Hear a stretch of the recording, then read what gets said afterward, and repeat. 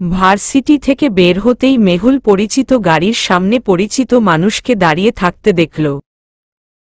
রাবিরকে এই সময় এখানে দেখে অবাক হল সে এগিয়ে গেল। রাবিরের সামনে গিয়ে জিজ্ঞেস করল, আপনি এখানে? রাবির তার দিকে চেয়ে ভালোভাবে তার আপাদমস্তক পরখ করে বলল, কোথায় গিয়েছিলেন আপনি? মেহুল অবাক কণ্ঠে বলল, আপনি কি করে জানলেন? রাবির ভ্রু কুঁচকে উল্টো প্রশ্ন করল, আবার সাদরাজের সাথে দেখা করেছেন? না না, আমি ঠিক দেখা করিনি। দেখা হয়ে গিয়েছিল। আসলে আমি আজকে সিয়ামকে নিয়ে ওই সংবাদপত্রের অফিসে গিয়েছিলাম। সেখানে গিয়েই আমার উনার সাথে দেখা হয়েছে। আর আপনি জানেন, উনি নিজের মুখে সবকিছু স্বীকার করেছেন। এই সবকিছু উনি করেছেন। এখানে সিয়ামের কোনো দোষ নেই, সব দোষ উনার। রাবির গাড়িতে হেলান দিয়ে বসে বলল, সেই সন্দেহ আমার আগেই হয়েছিল। তারপর আপনারা কি করেছিলেন? রেস্টুরেন্টে খেতে গিয়েছিলেন? সেই খবরও আপনার কাছে চলে গিয়েছে? কিন্তু আপনার সেই গার্ডকে তো আজকে দেখলাম না। তাহলে আপনি এত কিছু জানলেন কি করে? গার্ড আপনার আশেপাশেই থাকে, আপনি হয়তো তাকে দেখেন না।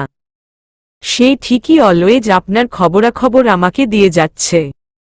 তা এবার সাদরাজের সাথে রেস্টুরেন্টে যাওয়াটা কবে বন্ধ করছেন? মেহুল চোখমুখ কুঁচকে বলে, আপনি কি আমাকে সন্দেহ করছেন? আমি কি যেচে পড়ে উনার সাথে রেস্টুরেন্টে গিয়েছি নাকি? গিয়েছি তো ঠেকাই পড়ে, উনার পেট থেকে কথা বের করার জন্য। না হলে আমার কি কোনো দরকার আছে এমন একটা কুল হ্যান্ডসাম হাজবেন্ড রেখে আমি ওই সাদরাজের সাথে রেস্টুরেন্টে যাওয়ার? রাবির কিছুক্ষণ ওর দিকে চেয়ে থেকে জিজ্ঞেস করল, আচ্ছা, বুঝলাম। তারপর কি কথা পেট থেকে বের করেছেন শুনি?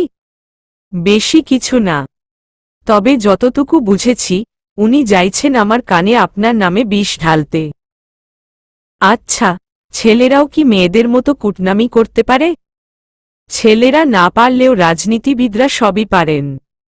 আর ওই ভদ্রলোকের কাছ থেকে আপনি দূরে থাকবেন। আর যেন উনার সাথে আপনাকে রেস্টুরেন্টে না দেখি। মেহুল মাথা হেলিয়ে বলল, আচ্ছা, গাড়িতে গিয়ে বসুন। আপনাকে নামিয়ে দিয়ে আমি কাজে যাব। স্যার, রাবির খান এসব জানতে পারলে তুলকালাম কাণ্ড বাঁধিয়ে দিবেন। ওই রাবির খানকে আমি ভয় পাই নাকি? অজ্ঞাত লোকটা ভয়ে ভয়ে বলল। তাও স্যার, উনার পরিবারের কোনো মেয়ের দিকে কেউ চোখ তুলেও কখনো তাকাতে পারে না। সেখানে আপনি উনার ওয়াইফ। শাট আপ, রাবি শ। তুমি আমার পিয়ে নাকি ওই রাবির খানের? ওর হয়ে তোমাকে এত উকালতি করতে কে বলেছে? লোকটা ঢোক গিলে বলল, না মানে স্যার, আমি আপনার কথা ভেবেই বলছিলাম। আমার কথা তোমাকে ভাবতে হবে না। আমাকে নিয়ে ভাবার জন্য আমি একাই যথেষ্ট। তুমি গিয়ে চেক করো আগামী বুধবার আমার কোনো জরুরি কাজ আছে কিনা। সেদিন কোনো কাজ না থাকলে আমি অন্য কাজে বেরুব। যাও, এখনই গিয়ে দেখো। আচ্ছা, স্যার। লোকটা বেরিয়ে সাদরাজের কেবিনের দিকে যায়। সাদরাজ তখন তার রকিং চেয়ারে চোখ বুজে বসল। সেই সময় একজন বয়স্ক লোক তার রুমে প্রবেশ করেন। তিনি খাটের এক কোণে বসে বলেন, কতদূর আগালি, বাবা? সাদরাজ চোখ বুজা অবস্থাতেই জবাব দেয়, অনেকটাই এগিয়েছি, বাবা। ওই মেয়েকে একবার হাতে নিতে পারলেই আমার কাজ হয়ে যাবে। রাবির এখনো কিছু জানে না? না। সাবধানে থাকিস। ও জানলে কিন্তু তোর সেই হাত কেটে আমার কাছে এসে রেখে যাবে। সাদরাজ তখন দাঁতে দাঁত চেপে বলল, ওকে, আর আমি সেই সুযোগ দিব না, বাবা। ওর প্রাণ ভোমরা যখন আমার হাতে চলে আসবে তখন ও এমনিতেই ঠুকরে ঠুকরে মরে যাবে। এই বলে সাদরাজ কুৎসিতভাবে হাসে। তার হাসির সাথে তখন তার বাবাও তাল মেলান। লোকটা এখনো কিছু স্বীকার করেননি, অফিসার? না। আশ্চর্য। এত মার খাওয়ার পরও সে কিছু বলছে না কেন? অফিসার তখন চিন্তিত সুরে বললেন, আমার কি মনে হয় জানেন তো, লোকটার নিজের প্রাণের মায়া নেই। ওর মনে অন্য কিছু একটা নিয়ে ভয় আছে। ওর যদি নিজের প্রাণের মায়া থাকত, তবে ও এতক্ষণে সব বলে দিত। যে ওকে দিয়ে এসব করিয়েছে, সে নিশ্চয়ই তাকে অন্য কিছুর ভয় দেখিয়েছে। রাবির খানিক ভেবে বলল, আমি একটু উনার সাথে দেখা করতে চাই। আচ্ছা, আপনি বসুন, আমি তাকে আনছি। অফিসার ভেতরে গিয়ে লোকটাকে নিয়ে এলেন। লোকটি ঠিকমতো দাঁড়াতেও পারছে না। শরীরে যে তার এইটুকুও শক্তি নেই সেটা তাকে দেখেই বোঝা যাচ্ছে। চোখ মুখ ভীষণ কালো হয়ে আছে। শরীরের বিভিন্ন জায়গায় ছোপ ছোপ দাগ। লোকটাকে রাবিরের সামনে বসানো হল। সে চেয়ারে বসে ধুলছে। অফিসার তাকে ধমক দিয়ে বললেন, সোজা হয়ে বসো। লোকটি খুব কষ্টে সোজা হল। রাবিরের দিকে চেয়েই সে কেঁদে বলতে লাগল, আমি কিছু জানি না। বিশ্বাস করুন, আমি সত্যিই কিছু জানি না। রাবির ঠান্ডা গলায় বলল, আপনি সবকিছুই জানেন। ইচ্ছে করেই কিছু বলছেন না। আচ্ছা, আপনার বিয়ে হয়েছে? বউ বাচ্চা আছে? লোকটা হুট করেই চেয়ার থেকে ধপ করে পড়ে নিচে বসে পড়ল। রাবিরের পা আঁকড়ে ধরে বলল, আমার বউ বাচ্চার কিছু করবেন না, স্যার। যা শাস্তি দেওয়ার আমাকে দিন।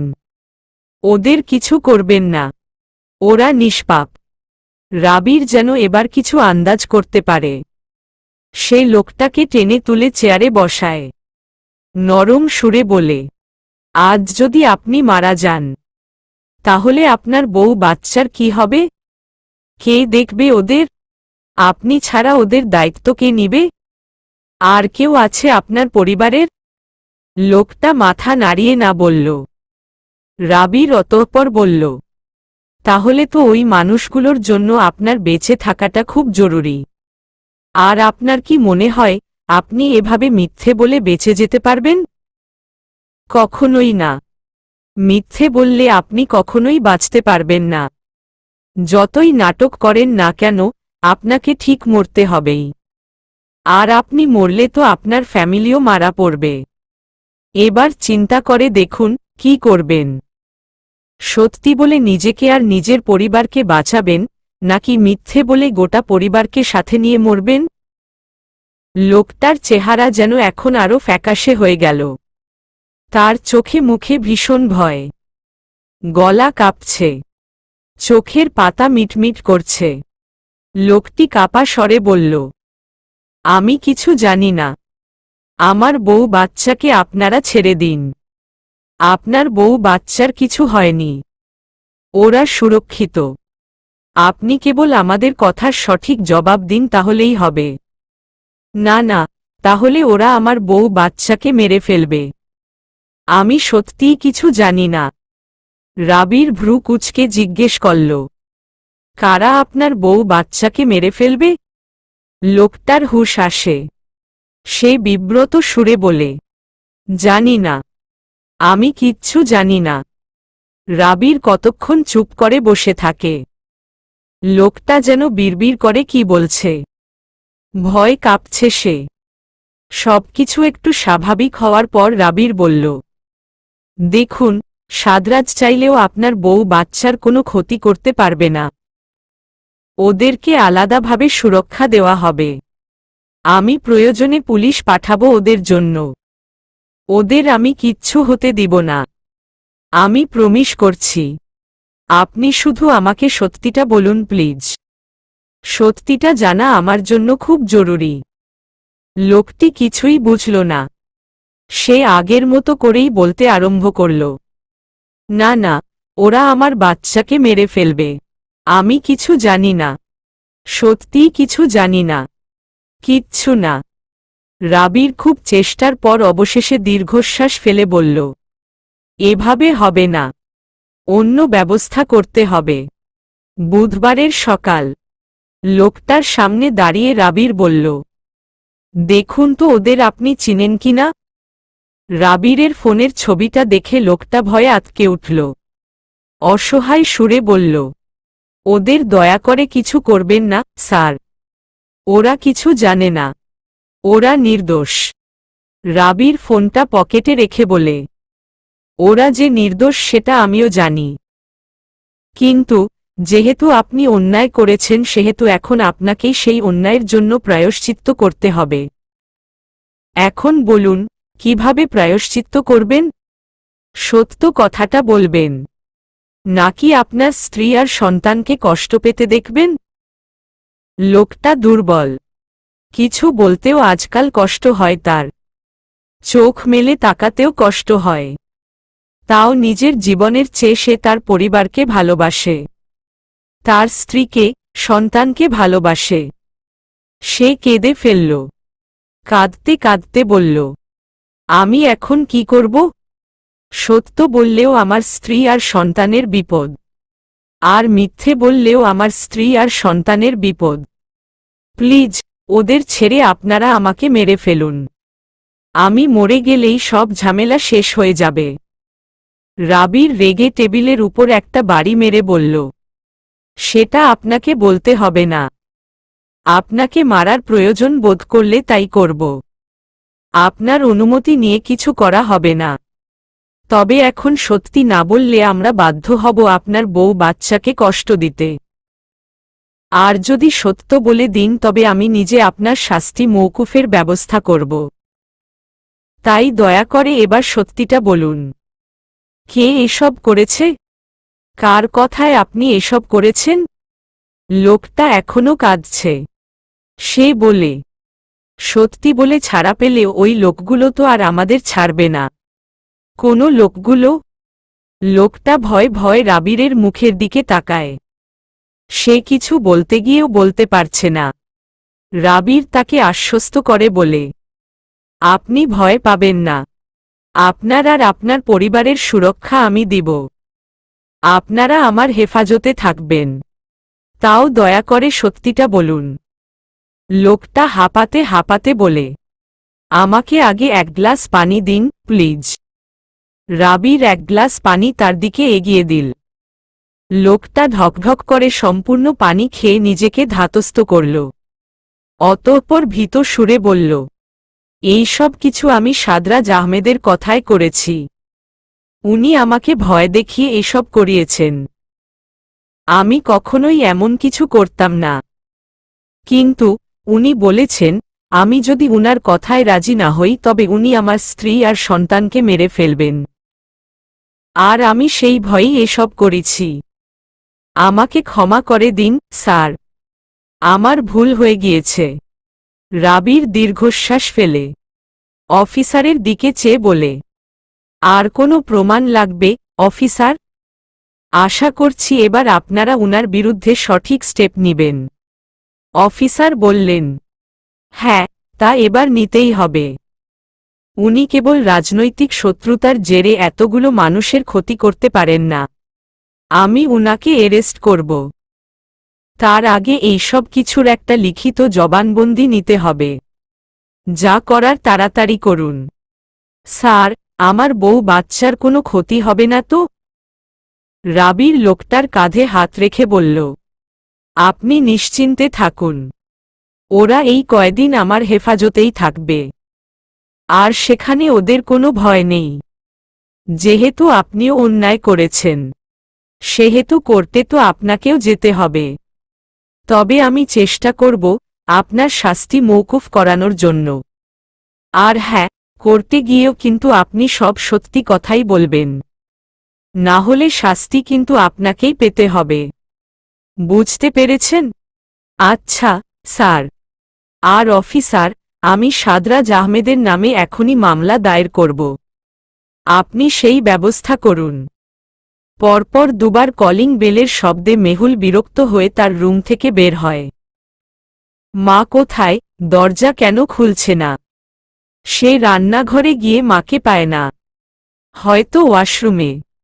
পরে সে নিজেই যায় দরজা খুলতে। তবে দরজা খুলে রীতিমতো ভূত দেখার মতো চমকে যায় সে। বিস্ময় যেন বাকরুদ্ধ। দরজার উপারের লোকটি হেসে বলল, কি হলো, চমকে গিয়েছেন নাকি?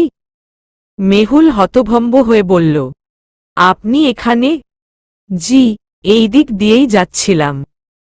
ভাবলাম আপনার বাবাকে একবার দেখে যাই। তা আমাকে ভেতরে আসতে বলবেন না? মেহুল মেকি হেসে বলল, হ্যাঁ হ্যাঁ, ভেতরে আসুন। সাদরাজ ভেতরে প্রবেশ করে। মেহুল মৃদু হেসে বলে, আপনি বসুন, আমি মা বাবাকে ডেকে আনছি। সাদরাজও হেসে সম্মতি জানাল। মেহুল রুম থেকে বেরিয়ে ভ্রু কুঁচকে দাঁড়িয়ে পড়ে। এই লোকটা এখানে কি করে এল? তার বাড়ির ঠিকানা সে কিভাবে পেল? পরে তার মনে পড়ে, সেদিন তো কথার ছলে সে নিজেই তো বাড়ির ঠিকানা দিয়ে দিয়েছিল। উফ, এবার এসব রাবির জানলে কি হবে কে জানে। ওই সাদরাজকে তো খুন করবেই, সাথে তাকেও আস্ত গিলে খাবে। রামিনা বেগম তখন রান্নাঘরে যাওয়ার সময় মেয়েকে এভাবে দাঁড়িয়ে থাকতে দেখে জিজ্ঞেস করেন, কি রে, এভাবে দাঁড়িয়ে আছিস কেন? মা, সাদরাজ এসেছেন। কে সাদরাজ? আরে মা, ভুলে গেলে? ওই লোকটা, বাবাকে যিনি রক্ত দিয়েছিলেন। ওহহ, ওই ছেলেটা আমাদের বাসায় এসেছে নাকি? হ্যাঁ, বাবার সাথে দেখা করতে। ভালো তো, কিন্তু ও আমাদের বাসার ঠিকানা কোথায় পেয়েছে? ওই সেদিনই আমি কথার ছলে বলেছিলাম আর কি আমরা এখানে থাকি। আচ্ছা আচ্ছা, তুই গিয়ে তোর বাবাকে বল, আমি ওর জন্য নাস্তা নিয়ে যাই। আচ্ছা। তোমাকে দেখে কিন্তু আমি খুব খুশি হয়েছি, বাবা। সাদরাজ হেসে বলল, আপনাকে দেখে আমার আরো বেশি ভালো লেগেছে, আঙ্কেল। আপনাকে এতটা সুস্থ দেখে সত্যিই আমি খুব আনন্দিত। সেদিন তুমি ছিলে বলেই তো আজ আমি সুস্থ। না হলে কি যে হতো? কিছুই হতো না। আমি না থাকলে আল্লাহ অন্য কাউকে আপনার সাহায্য করতে পাঠিয়ে দিতেন। আচ্ছা আঙ্কেল, আপনার আর এখন রক্ত নিতে হয় না। আমি তো মেহুলের কাছে আমার কার্ড দিয়েছিলাম আমার সাথে যোগাযোগ করার জন্য। কিন্তু উনিও তো আর কোনো যোগাযোগ করলেন না। না না বাবা, চিন্তা করো না। রক্ত নিয়ে এখন আমাদেরও আর ভাবতে হয় না। আমার তো একটা ছেলেও আছে, আমার মেয়ে জামাই। ও সবকিছুর ব্যবস্থা করে রেখেছে। এখন আর রক্ত নিয়ে আমাদের কষ্ট করতে হয় না। আচ্ছা। উনার কথা অবশ্য আমি মেহুলের কাছ থেকে শুনেছি। বেশ বড় রাজনীতিবিদ। হ্যাঁ। তুমি নাও না, চা নাও। কিছুই তো খাচ্ছ না। না, এই তো খাচ্ছি। আপনিও নিন। আন্টি, আপনিও নিন না। আমরা খেয়েছি, বাবা। তুমি খাও। মেহুলকে তো দেখছি না। উনি কোথায়? আছে হয়তো, নিজে রুমে বসে আছে। ওহহ, আচ্ছা। মেহুল রাবিরকে কখন থেকে কল করছে, কিন্তু তার কল উঠানোর কোনো নামই নেই। ইস, রাবিরকে এখন যে কোনো উপায়ে এখানে আনতে হবে। দুজনকে এখন মুখোমুখি করতে পারলেই একটা ধামাকা হয়ে যাবে। কিন্তু এই লোকটা কাজের সময় কেন কল ধরে না কে জানে। মেহুল কলের উপর কল দিয়েই যাচ্ছে। একসময় কল রিসিভ হয়। মেহুল কিছু বলার আগেই রাবির বলে, আমি একটু ব্যস্ত আছি, মেহুল। পরে কল করছি। আরে শুনুন শুনুন, কল কাটবেন না, জরুরি কথা আছে। কি একটু তাড়াতাড়ি বলুন। সাদরাজ আহমেদ আমাদের বাসায় এসেছেন? রাবির সঙ্গে সঙ্গেই চেঁচিয়ে বলে, কি? হ্যাঁ, আপনি তাড়াতাড়ি এখানে আসুন। রাবির চোয়াল শক্ত করে কর্কশ সুরে বলে, ফোন রাখুন, আমি এক্ষুনি আসছি। মেহুল কল কেটে দিয়ে মনে মনে হাসে। সাদরাজ যখন আজ সরাসরি রাবিরের মুখের সামনে পড়বে তখন জানি বেচারার কি অবস্থা হয়। হয়তো বোকা হয়ে যাবে, বিস্ময় আর কথাই বলতে পারবে না। আর রাবির, তাকে নিয়ে তো আবার দুশ্চিন্তাও হচ্ছে। সে আবার রাগের মাথায় কিছু করে না বসে। এ কি, আপনি কোথায় যাচ্ছেন? সাদরাজ মাত্রই বসা থেকে উঠেছে। মেহুল তখনই তাকে প্রশ্নটা করে। সে হাস্যোজ্জ্বল মুখে জবাবে বলে, আপনি তো আর সামনেই এলেন না। তবে আন্টি আঙ্কেলের সাথে কথা বলে বেশ ভালো লেগেছে। এখন একটা কাজ পড়ে গিয়েছে, তাই চলে যাচ্ছি। আবার অন্য কোনোদিন আসব। ওমা, চলে গেলে কি করে হবে? সাদরাজ খানিকটা অবাক হয়ে বলল। কেন? যাওয়া যাবে না? মেহুল অস্থির হল কিছুটা। বলল, না না, বলছিলাম কিছুই তো খেলেন না। আর দুপুরের টাইমে কেউ খাবার না খেয়ে চলে যায়? জানেন তো, আমার মায়ের হাতের রান্না কিন্তু দারুণ মজা। আপনি না খেলে চরম মিস করবেন। তাই খেয়ে যান। মেয়ের কথা শুনে রামিনা বেগম হকচকিয়ে তার দিকে চাইলেন। মানে এমন হুটহাট কাউকে খাবারের দাওয়াত দেওয়া যায় নাকি? রান্নাবান্নার একটা ব্যাপার আছে না? কিন্তু তিনিও পড়লেন বিপদে। মেয়ে বলে ফেলেছে, এখন তিনি তো আর নাকচ করতে পারছেন না। তাই তিনিও মৃদু হেসে বললেন, হ্যাঁ হ্যাঁ বাবা, দুপুর টাইমে এসেছ, খেয়ে যাও। সাদরাজ মনে মনে ভাবল, এই সুযোগ। যত বেশি সময় সে এখানে থাকতে পারবে ততই ওদের কাছাকাছি যেতে পারবে। তাই সেও বিনাবাক্যে রাজি হয়ে গেল। মেহুল খুশি হল খুব। এবার রাবির তাড়াতাড়ি এলেই সে বাঁচে। খাবার টেবিলে সাদরাজ বেশ মজা করেই খাচ্ছে।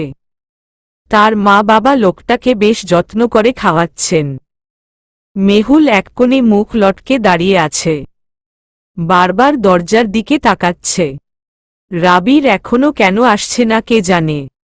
সাদরাজ বলল, মেহুল, আঙ্কেলের না হয় খাবারের রুটিন আলাদা, তাই বসতে পারছেন না। কিন্তু আপনি আর আন্টি তো আমার সাথেই বসতে পারেন। মেহুল জোরপূর্বক হেসে বলে, না, আপনি খান, আমরা পরে খেয়ে নিব। সাদরাজ হেসে বলে, খাবারটা কিন্তু দারুণ হয়েছে আন্টি। রামিনা বেগম বললেন, আরেক পিস মাছ নাও। ভালো হয়েছে বলেও তো খাচ্ছ না কিছু। হঠাৎ কলিং বেল বাজল। মেহুল অস্থির হয়ে বলল, আমি দরজা খুলছি। সাদরাজ খাওয়া বন্ধ করে সোজা হয়ে বসল। কলিং বেলের শব্দে কিছুটা অস্বস্তি হল তার। মেহুল এক দৌড়ে গিয়ে দরজা খুলে দিল। রাবির এসেছে। তবে একা নয়, সাথে অনেক পুলিশও আছে। পুলিশ দেখে মেহুল অবাক হয়। জিজ্ঞেস করে, পুলিশ কেন? রাবির তার দিকে চেয়ে শুধায়, কোথায় সাদরাজ আহমেদ? ভেতরে। সে অফিসারের দিকে চেয়ে বলে, চলুন অফিসার। রাবির অফিসারদের সাথে নিয়ে ডিরেক্ট ভেতরে চলে গেল। রামিনা বেগম তাকে দেখেই হেসে বললেন, জামাই, আপনি? সাদরাজ পেছনে ফিরে তাকায়। রাবিরকে দেখে বিষম খায় সে। স্তব্ধ হয়ে যায়। কি করবে বুঝতে পারে না। রাবিরকে সে মোটেও এখানে আশা করেনি। এখন এই পরিস্থিতি সে কিভাবে সামলাবে? সবকিছু তো ঘেটে গিয়েছে। সব প্ল্যান শেষ। সে খাবার টেবিল ছেড়ে উঠে দাঁড়ায়। রাবির দাঁতে দাঁত চেপে বলে, অফিসার, এরেস্ট হিম। সাদরাজ ভ্রু কুচকায়। অফিসার তার দিকে এগিয়ে গিয়ে বলেন, মি সাদরাজ আহমেদ, আপনাকে এক্ষুনি আমাদের সাথে থানায় যেতে হবে। চলুন। সাদরাজ রেগে যায়। তীব্র স্বরে বলে, হোয়াট ননসেন্স! আমি কেন থানায় যাব? কি করেছি আমি? আপনি আমাদের সাথে আগে থানায় চলুন। সেখানে গিয়েই আমরা আপনার সাথে কথা বলবো। এখানেই বলুন, কিসের ভিত্তিতে আপনারা আমাকে থানায় নিতে চাইছেন? আপনার বিরুদ্ধে অভিযোগ আছে। আপনি মি রাবির খানের গোডাউনে আগুন লাগিয়েছেন। সাদরাজ শব্দ করে হাসে। বলে, প্রমাণ দিন। আছে? আছে কোনো প্রমাণ? অফিসার বলেন, আমরা প্রমাণ ছাড়া কথা বলি না। থানায় চলুন, সব বলছি। না, যাব না। আমাকে এখানেই সব বলুন। রাবির এবার চেঁচিয়ে বলে, এটা তোমার অফিস বা কোনো সরকারি জায়গা না যে এখানে তুমি যা চাইবে তাই হবে। এটা আমার শ্বশুরবাড়ি। এখানে তোমার মতো নিকৃষ্ট লোকের কোনো কথা চলবে না। অফিসার, ওকে এক্ষুনি নিয়ে যান। আর তা না হলে আমি ওকে ঘাড় ধাক্কা দিয়ে বের করে দিব।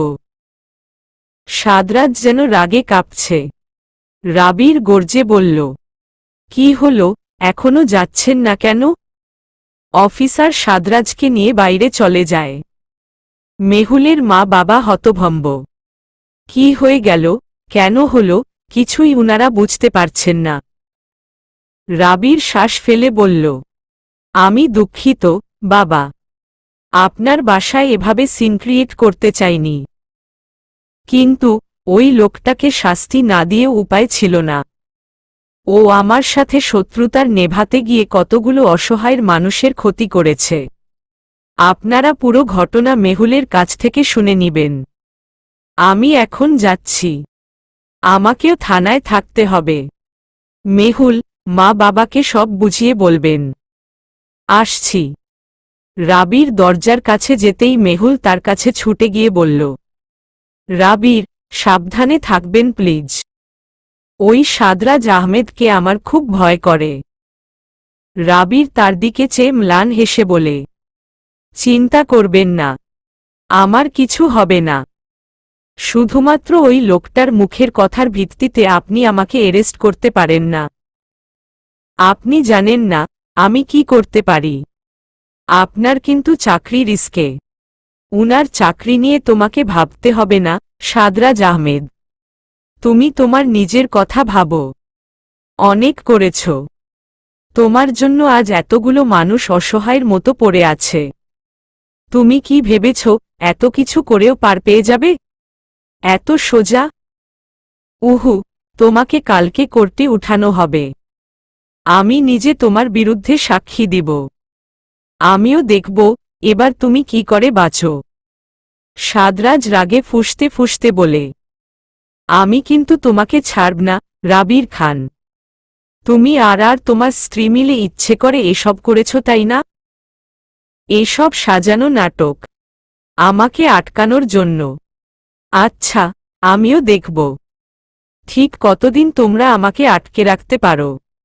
রাবির দাঁতে দাঁত চেপে বলে, তুমি যাতে আজীবন এই জেলেই পচে মরো, আমি সেই ব্যবস্থাই করব। আহ, তোমার এসব হুমকিতে এই সাদরাজ আহমেদ ভয় পায় না। যাও যাও, যা খুশি করো গিয়ে। সাদরাজ আহমেদকে আটকানো এত সহজ না। রাবির বাঁকা হেসে বলে, হুহ, সেটা তো সময়ই বলে দিবে। আপনি আমার কল কেন ধরেন না বলুন তো? ব্যস্ত ছিলাম। তাই বলে একটু মেসেজও করা যায় না, নাকি? আমি যে এইদিকে টেনশনে মরে যাই, সেটা কি আপনি বুঝেন না? আমার আর এত বুঝে কি হবে? আজকাল তো আমার থেকে আপনাকে সাদরাজ আহমেদই একটু বেশি বুঝছেন। মেহুল ঠোঁট চেপে হেসে বলে, বাবা, আপনার আবার হিংসেও হয়? না, আমার কেন হিংসে হবে? আমার তো মন নেই। আমি তো রোবট। আমার ওয়াইফের সাথে আমারই শত্রু এত ভাব বিনিময় করবে আর আমি তা হাসি মনে মেনে নিব, এটাই তো আপনি চান, তাই না? মেহুল মৃদু হেসে বলে, আমি এমনটা চাই কখন বললাম? আপনার শত্রু তো আমারও শত্রু। আমি তো আপনার কথা ভেবেই ওই লোকটার সাথে একটু কথা বলেছিলাম। হ্যাঁ, বুঝেছি। কিন্তু ওর এই সাহসের ফল তো ওকে পেতেই হবে। আমার ওয়াইফের দিকে ও নজর তুলে তাকায় কি করে? তাছাড়া ওর অন্যায়ের বোঝা তো কম না। সবকিছু কালকে আমি করতে বলবো। তারপর দেখি ওকে কে বাঁচায়। মেহুল ভীত সুরে বলে, এত কিছুর পর ওই লোকটা আপনার কোনো ক্ষতি করে দিবে না তো? যা রাগ উনার আপনার প্রতি। নিজে বাঁচলেই না আমার ক্ষতি করবে। আগে তো নিজে বাঁচুক। আর এই কয়দিন আপনার বাসা থেকে বের হওয়ার দরকার নেই। ওর এরেস্ট হওয়ার খবর পেয়ে ওর লোকগুলো নিশ্চয়ই আরও তৎপর হয়ে উঠেছে। ওরা এখন যে কোনো মূল্যে ওকে বের করতে চাইবে। তাই আপাতত আপনার বাইরে বের হওয়ার দরকার নেই। আর খুব প্রয়োজন পড়লে আমাকে কল দিবেন। আমি নিজে আপনাকে নিতে আসব। মেহুল তৃপ্তির নিঃশ্বাস ছেড়ে বলে, এত ভালোবাসলে ভালোবাসাতেও নজর লাগে। বুঝলেন নেতা সাহেব? চিন্তা নেই, ভবিষ্যতে আর কেউ নজর দিতে আসলে তার সেই নজর উপড়ে ফেলা হবে। এত কিছুর পরও সাদরাজ আহমেদকে কোর্ট কেবল জরিমানা করল, কোনো শাস্তি দিল না। আমি তো এই ব্যাপারটাই মেনে নিতে পারছি না। অথচ শাস্তি পেল কে? ওই লোকটা, যাকে সে ভয় দেখিয়ে এত কিছু করিয়েছে। আপনিই বলুন, এখানে কোনো দিক দিয়ে ন্যায় বিচার হয়েছে? রাবির উদ্ভ্রান্ত হয়ে পড়েছে যেন। কোর্টের রায় শোনার পর থেকেই সে ভীষণ উদ্বিগ্ন হয়ে পড়েছে। এই রায় একদমই ঠিক হয়নি। যে শাস্তি পাওয়ার কথা তাকে কিছু টাকার জরিমানা দেখিয়ে ছেড়ে দেওয়া হয়েছে, অথচ যার শাস্তির প্রয়োজন নেই তাকে 2 বছরের কারাদণ্ড দিয়ে বসে আছে। এটা কেমন ন্যায় বিচার হল? রাবির প্রচণ্ড রকম বিরক্ত। গরমে ঘেমে একাকার, তবুও গাড়িতে গিয়ে বসছে না। ফোনে মেহুল বলল, ওই লোকটা আবার আগে থেকেই জর্জকে টাকা দিয়ে রাখেনি তো? বা ওই লোকের কোনো কাছের কেউ এসব করেছে? হতেও পারে, আমিও তাই ভাবছিলাম। নয়তো এত প্রমাণের পরও জর্জ কি করে এই রায় দিতে পারেন? আমার তো রাগে মাথা ফেটে যাচ্ছে। শান্ত হন, এখন আর আপনি রাগ দেখিয়ে কিছুই করতে পারবেন না। দুনিয়াটাই এমন, খারাপ মানুষগুলো এভাবেই সবসময় পার পেয়ে যায়। তবে চিন্তা করবেন না, একদিন না একদিন ওদের ঠিক ধরা পড়তে হবে। শুধু সেই সময়ের অপেক্ষা। মেহুল, এই অপেক্ষা আমি আরও কয়েক বছর আগে থেকেই করছি। কিন্তু আর কত? এই সাদরাজ আহমেদ শুধরানোর লোক না। ওকে আর এভাবে ছেড়েও দেওয়া যায় না। ওকে ছেড়ে দিলে ও এখন আপনার ক্ষতি করতে চাইবে। আর তেমনটা হলে আইনের আগে আমি নিজেই ওকে খুন করে ফেলব। আপনি আছেন না? ওই লোকটা আমার কিছুই করতে পারবে না। এখন আপনি কোথায়? বাসায় আসুন। আমাদের বাসায় আপনার মা এসেছেন আমাদের অনুষ্ঠানের ডেট ফিক্সড করার জন্য। আচ্ছা, আসছি আমি। রাবির আসার পর মেহুল বসার রুমে যায়। এতক্ষণ যায়নি। তার শাশুড়ি মা এতক্ষণ তার মা বাবার সাথে কথা বলছিলেন। তিনি মেহুলকে দেখে হেসে জিজ্ঞেস করলেন, কেমন আছো মা? মেহুল সালাম দিয়ে জবাব দেয়। রাবির তার দিকে তাকায়। একটা সুতি কমলা রঙের বাটিক শাড়ি পরেছে সে। রাবিরের চোখে মুখে যত ক্লান্তি, বিষাদ আর বিরক্তভরা ভাব ছিল তা যেন নিমিষেই হাওয়া গেল। সে অবাক হয়ে ভাবল, একটা মানুষ এত স্নিগ্ধ হয় কি করে? এই মাসের শেষ শুক্রবার রাবির আর মেহুলের অনুষ্ঠানের ডেট ঠিক করা হয়।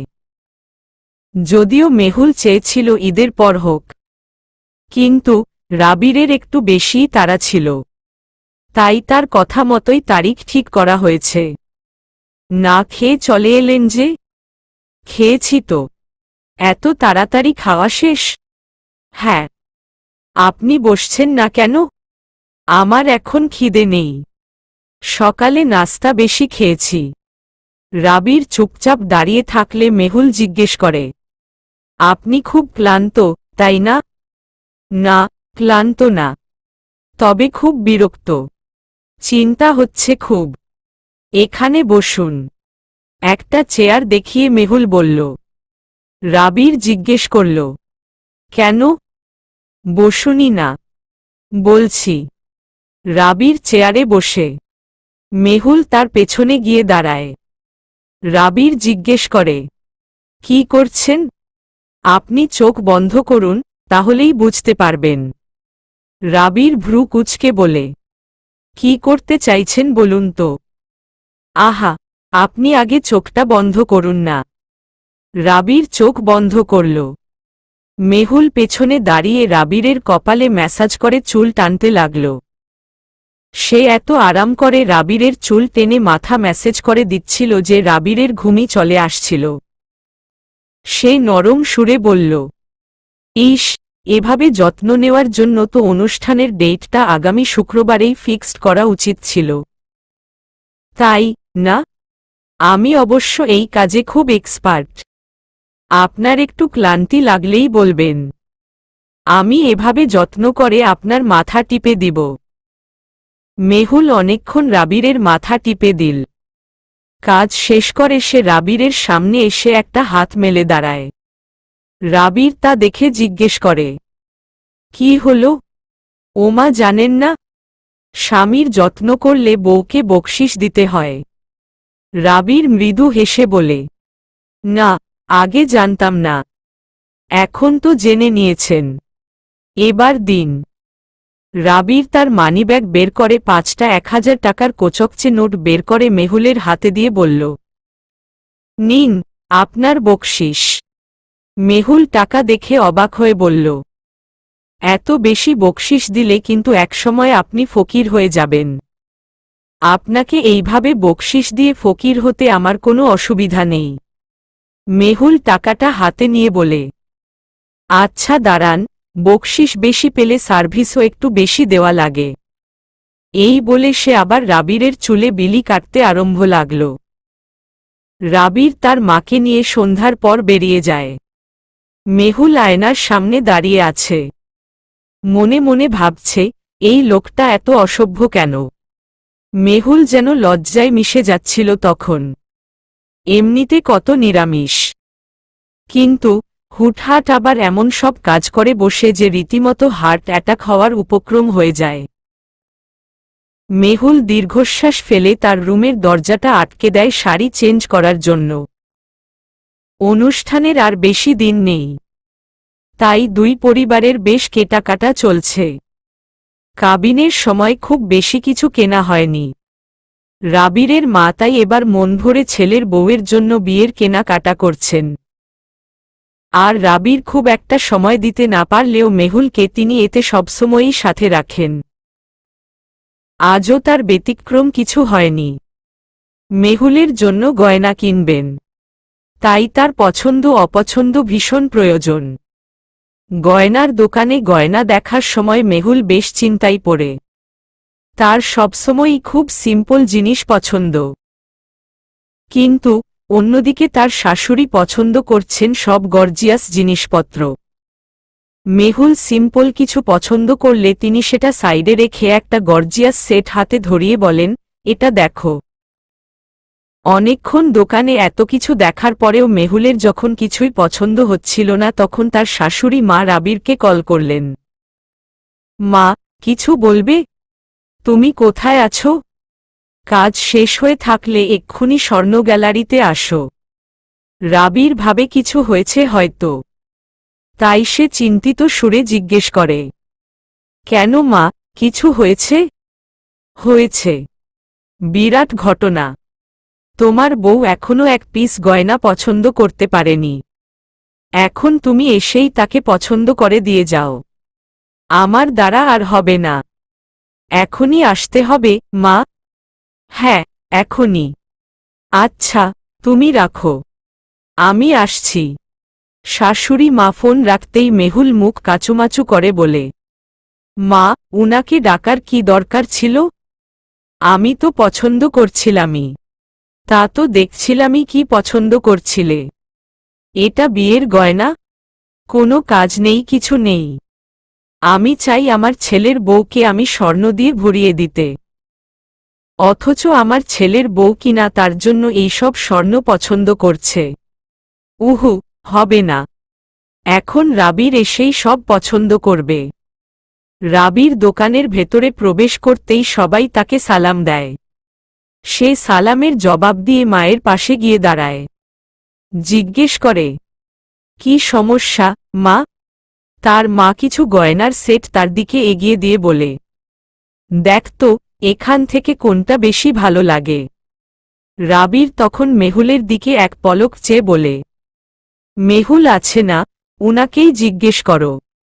করেছি, কিন্তু ও যা পছন্দ করছে সেটা নেওয়া যাবে না। কেন মা? বাজেটের বেশি হয়ে যায়? সমস্যা নেই, আমি কার্ড নিয়ে এসেছি। বাজেটের বেশি হলে তো হতোই। তোমার বউ যা পছন্দ করছে সেই সকল জিনিস বাজেটের ধারে কাছেও আসে না। এই যে দেখো, এই সেটটা, এত সিম্পল সেট কেউ বিয়েতে পরে? রাবির গয়নাটা হাতে নিয়ে বলল, কেন, তোমার এটা পছন্দ হয়নি? না, আমার এটা পছন্দ হয়েছে। অন্য একটা ভারী গয়না দেখিয়ে রাবির সেটাও খুব মনোযোগ দিয়ে দেখে তারপর নরম সুরে বলে, মা, গয়না কে পরবে? মেহুল তো। তাহলে তো আমাদের উনার কমফোর্টের কথাটা আগে ভাবতে হবে, তাই না? গয়না ভারী বা হালকাতে কি আসে যায়? তুমি মেহুলকে যা দিবে সেটা তো উনাকে ভালোবেসেই দিবে। আর তাই এখানে তোমার ভালোবাসাটাই আসল, গয়নার ওজন না। রাবিরের মা দীর্ঘশ্বাস ফেলে বললেন, আমি জানতাম তুমি আমাকে ঠিক ভুলিয়ে ফেলবে। আচ্ছা, নাও নাও, মেহুলের যা পছন্দ তাই নাও। মেহুল প্রচণ্ড খুশি হয়। সে মনে মনে ভাবে, নিশ্চয় এভাবেই রাবির তার গানের ব্যাপারেও মাকে রাজি করিয়ে ফেলতে পারবে। মেহুল একটা হলুদ রঙের শাড়ি পরেছে। চুল থেকে তখন তার পানি পড়ছিল। তাই সে আঁচলটা কোমরে গুজে চুল মুছতে আরম্ভ করে। সেই সময় রামিনা বেগম এসে বললেন, কি রে, এখনো তো কিছুই রেডি হোসনি, তাড়াতাড়ি কর, ওইদিকে ছাদে সবাই অপেক্ষা করছে তোর জন্য। মেহুল বলল, আমাকে জাস্ট 5 মিনিট দাও মা, আমি রেডি হয়ে ছাদে যাচ্ছি। হ্যাঁ, তাড়াতাড়ি কর। মেহুল দ্রুত চুল মুছে হালকা সেজে রুম থেকে বের হতেই তার কিছু কাজিন আর রীতা একটা বড় ওড়না নিয়ে হাজির হয়। তারপর তারা সেই ওড়না মেহুলের মাথার উপর ধরে তাকে ছাদে নিয়ে যায়। ছাদে আরও আত্মীয়স্বজন ছিল। মেহুলের দাদা আর নানা বাড়ি থেকে ঘনিষ্ঠ কিছু আত্মীয়স্বজন এসেছেন। একটা ছোট্ট স্টেজ করা হয়েছে। মেহুল সেখানেই গিয়ে বসে। চারদিক ফুল আর ফেইরি লাইটে সাজানো। মেহুলের সামনে অনেক কিছুর ডালা রাখা। সে বসার কিছুক্ষণ পর তার পাশে তার মা বাবা গিয়ে বসলেন। তারা হলুদের ডালা থেকে হলুদ নিয়ে মেহুলের মুখে লাগিয়ে দিলেন। তারপর একে একে অনেকেই আসে তাকে হলুদ দিতে। হলুদের পাত চুকিয়ে সবাই যখন মেহেদি দেওয়াতে ব্যস্ত, তখন নিচে থেকে খবর আসে ছেলের বাড়ির থেকে বিয়ের ডালা এসেছে। রীতা বলল, চল মেহুল, নিচে বোধহয় ভাইয়াও এসেছেন। রাবির এসেছে ভেবে মেহুল খুশি হয়। সেও রীতার সাথে নিচে যায়। তবে বাসায় গিয়ে সব ডালা দেখলেও সেই মানুষটাকে সে দেখে না। কিছু লোক এসে ডালা দিয়ে গিয়েছে, রাবির আসেনি।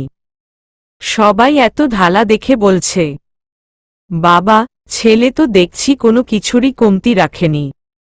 মেহুল আর কিছু বলে না। রীতাকে বলে, মেহেদিগুলো নিয়ে আয়, বাকিটা রুমেই দিব। এই বলে মেহুল তার রুমে যায়। আর রীতা যায় মেহেদি আনতে। মেহুলের একটা কাজিন একটা ডালা নিয়ে তার রুমে প্রবেশ করে। মেহুল তখন তাকে বলে, কি রে, ডালা এখানে কেন আনছিস? এগুলো ড্রয়িং রুমে থাকবে। হ্যাঁ, জানি, কিন্তু তুমি কি এই ডালাতে কি আছে সেটা দেখেছ? মেহুল সবগুলো ডালা ভালোভাবে দেখেনি। তাই সে অবাক হয়ে জিজ্ঞেস করল, কেন, কি আছে? ওই মেয়েটা তার সামনে ডালাটা রেখে বলে, এই যে দেখো। মেহুল চেয়ে দেখে পুরো ঢালাটা আইসক্রিম আর অনেকগুলো চকলেট দিয়ে সাজানো। যা দেখে সঙ্গে সঙ্গেই মেহুলের মন খুশিতে নেচে উঠে। সে অস্থির হয়ে রীতাকে বলে, রীতা, খুল জলদি। মেহুলের হাতে মেহেদি থাকায় রীতাই ডালাটা খুলে। তারপর একে একে সব আইসক্রিম আর চকলেট বের করে। অনেকটা সময় হয়ে যাওয়ায় আইসক্রিমগুলো গলে গিয়েছিল। তাই মেহুল সেগুলাকে ফ্রিজে রেখে আসতে বলল। তারপর সবাই মিলে চকলেটগুলো আলাদা করে। অনেক রকমের চকলেট দিয়েছে। মেহুল পারছে না সবগুলো একসাথে মুখে পুরে বসে থাকতে। কিন্তু তার বিচ্ছু সব কাজিনরা তার দিকে হাত পেতে চেয়ে আছে। তাই সে সবার মাঝে চকলেট বিলিয়ে নিজের চকলেটগুলো আলাদাভাবে রেখে দেয়। পরে খাবে। তার রুমটা একটু খালি হওয়ার পর মেহুল রাবিরকে কল দেয়। রাবির কেটে দিয়ে আবার কল ব্যাক করে। মেহুল কোনো কথা বলে না। রাবির জিজ্ঞেস করে, ডালা সবগুলো ঠিকঠাক মতো পেয়েছেন? মেহুল আস্তে করে বলে, জি। আর ওই চকলেট আর আইসক্রিমের ডালাটা পেয়েছেন? জি, সবাইকে সবগুলো চকলেট আইসক্রিম ভাগ করে দিয়েছি। আর আপনি খাননি? না, আমি কেন খাব? আমি কি বাচ্চা নাকি? ওই সব তো বাচ্চাদের জন্য ছিল, তাই না? রাবির ধীর সুরে বলল, না, আপনার জন্য। মেহুল কিছুক্ষণ নীরব থেকে বলল, আপনিও তো আসতে পারতেন। আমি তো এখনো বাসায় যাইনি। আপনার ওইখানে কিভাবে যাব বলুন? মেহুল তখন ভ্রু কুঁচকে জিজ্ঞেস করল, আপনি কি হলুদ করেননি? না, কালকে একটা জরুরি মিটিং ছিল। কাল সম্ভব না বলে সেটা আজকেই শেষ করতে হয়েছে। আর তাছাড়া আরও কিছু জরুরি কাজ ছিল। তাই বলে আপনি নিজের হলুদটাও করবেন না? সময় পাইনি। পেলে অবশ্যই করতাম। আপনার ওইদিকে সবকিছু সুষ্ঠুভাবে হয়েছে?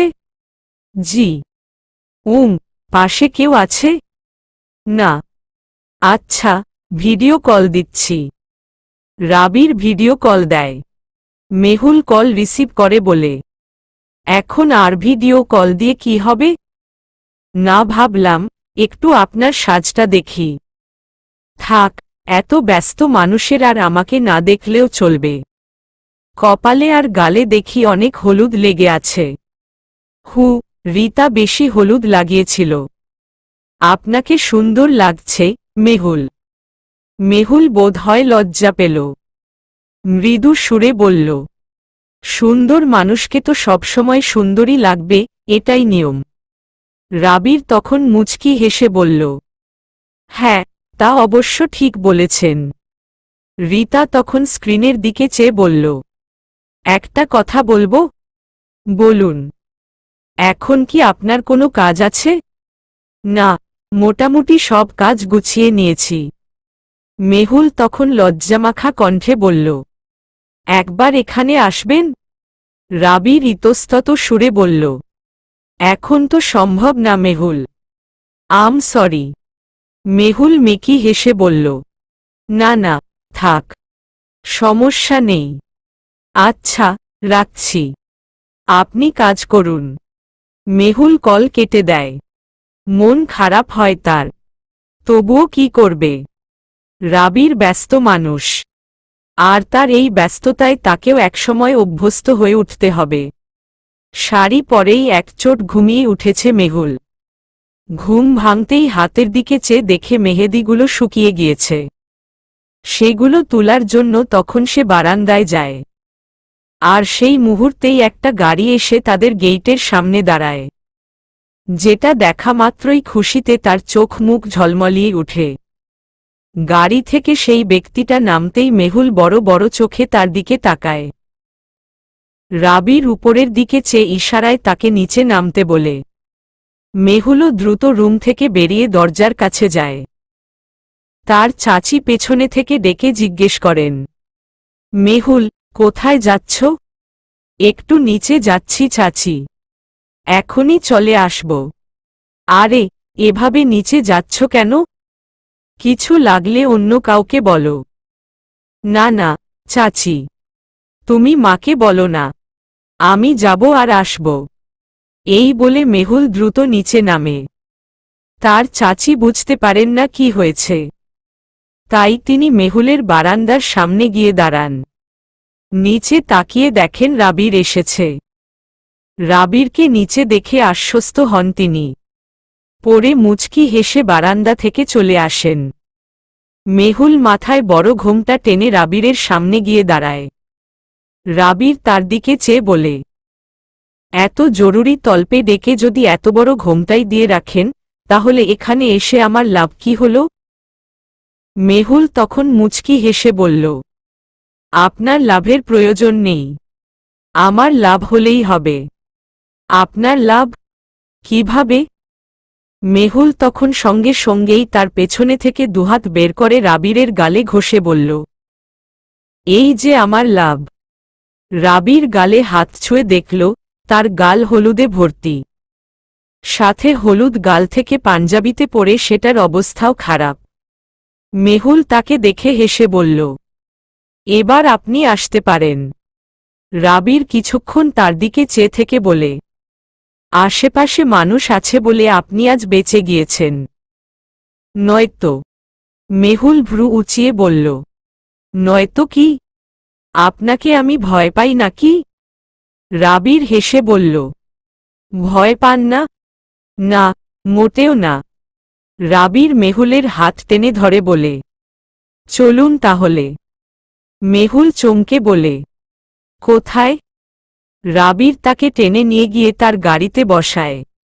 সেও ড্রাইভিং সিটে বসে জানলার গ্লাসগুলো তুলে দেয়। মেহুল ঢোক গিলে জিজ্ঞেস করে, কি হলো? আপনি আমাকে গাড়িতে কেন নিয়ে এলেন? রাবির তখন কোনো উত্তর না দিয়ে মুচকি হাসে। চলবে।